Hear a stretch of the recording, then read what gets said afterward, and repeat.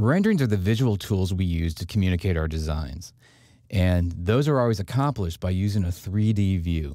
Now, if we come up here, we can see that we have a 3D view button up here, and we've been pushing this button quite a few times over the course of our project. Now, we can render any 3D view created by this 3D view button.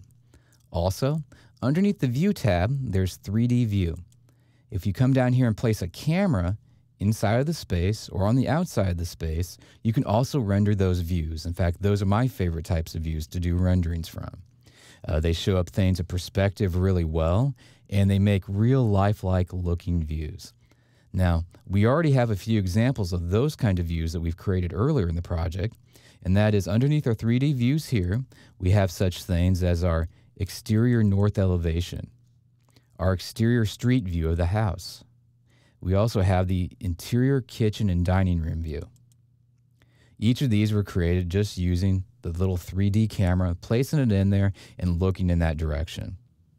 Let's get a better idea as to what these actually are doing. I'm going to go ahead and close down these views right here, and let's take a look at what those views look like when they're rendered. I'm going to come down to a rendering, and these renderings are contained in all the rest of the exercises that we're going to be doing from here on out. I didn't include them in our main exercise here because I'd like you to do those renderings after you have a chance to look at them. This happens to be the rendering for the interior of our kitchen and dining room area. You can see how we have light coming in through the windows. It's reflecting off of the ground here in the kitchen. We can see reflections here against the cabinetry. In an earlier exercise, I made a really big deal about getting the countertops right and making sure that the sink was placed right in the hole. The reason is I knew when it finally came time to look at this, we'd want to make sure that the countertop wasn't going through the sink, and we can see in this case, it rendered out just perfectly.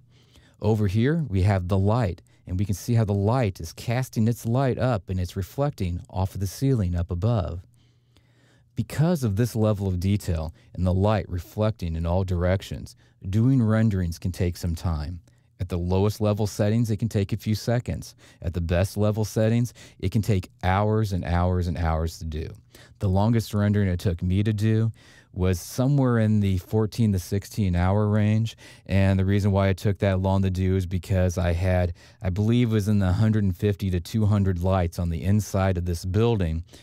And it was a nighttime scene, and we had all these lights and reflections coming off the surfaces of the building. Let's take a look at a couple more renders here. This one right here, this is the exterior north elevation view. So we're looking at the back of the building. We can see that staircase that we developed on the inside, as well as the deck that we created with the stairs coming down. This view here, we're looking down the street at our building. This is that exterior street view of home that I opened up just a moment ago. This also contains all the different bushes, the trees that we placed in the exercises. You can see the gutters. If you look really close, you can start to tell that these are the fascia boards that we placed in our exercises.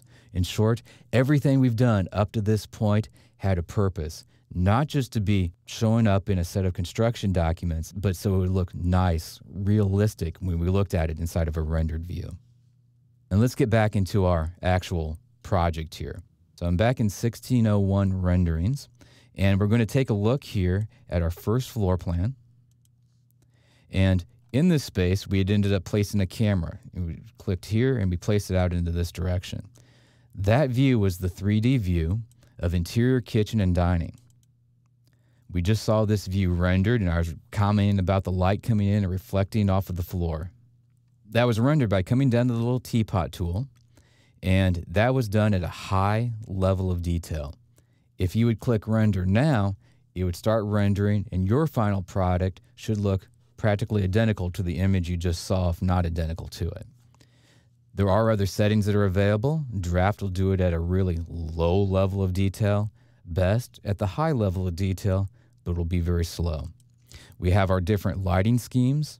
I usually like to do anything interior as sun and artificial. It takes longer, but we get the sun coming in through the windows as well as the artificial light being cast from our light fixtures that we installed with accurate glare coming off of them.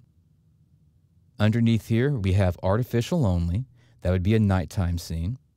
If you want to do exterior nighttime scenes, artificial only exterior isn't a bad choice. Also, if you want to do a daytime scene, actually I usually recommend this exterior sun only.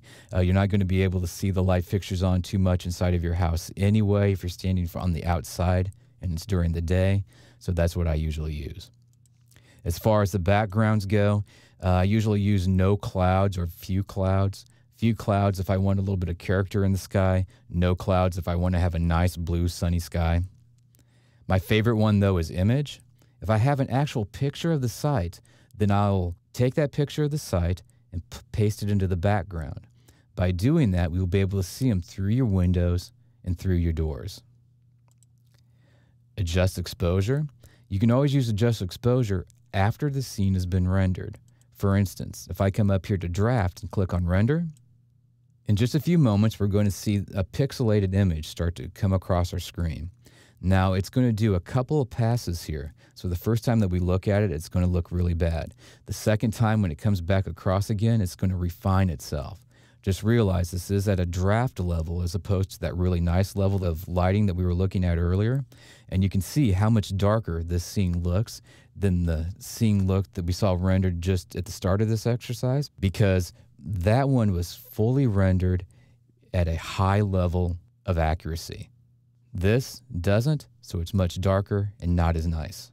There's a few more settings that you should know about. First is adjust exposure. We kind of mentioned it a second ago, but I'm going to go ahead and click on that. By pulling the bars here, you can make your scene lighter and darker. Take your time, experiment with this, see if you can find some settings that you like. Click on Save the Project. This will actually save that view to your project environment, and it'll show up underneath the project browser with the name that you give it. Just realize that things are going to be much bigger. Your project is going to be much bigger if you do it this way. You do 3 or 4 of these images, that's okay. If you do 40 or 50 of these images, you're going to be adding 50, 60, maybe more megs to your project, and it's going to start slowing things down. You also have export here, and export's going to allow you to export it out to any of these different formats. I tend to use either this portable network graphics one, this PNG file, or the JPEG. JPEG works really good if you want to share it via email or if you want to post it onto a web page. One last thing that I'm going to mention is that you do have some different settings here as far as your artificial lights as well as your sun settings here. If you click on these buttons here, this is going to allow you to change the position that the sun is in the sky. If you use these settings, you can click on things like still or single day and tell it that you want it to be this day of the week, this time of year, and it will render on the inside of your building using those settings. Also, if we select on artificial lights here, if you wanted to have entire groups of lights turned off, you could just click the little check boxes there, and an entire series of lights will shut off inside of your house. If this is set to anything other than 1, like 0.5, 0.4, 0.3, it'll dim the lights on the inside of your space to reflect whatever that particular wattage would happen to be, that percentage dimmer that it would need to be. So you have a lot of control on how your renders are going to look just based on the settings from the Render Properties dialog box.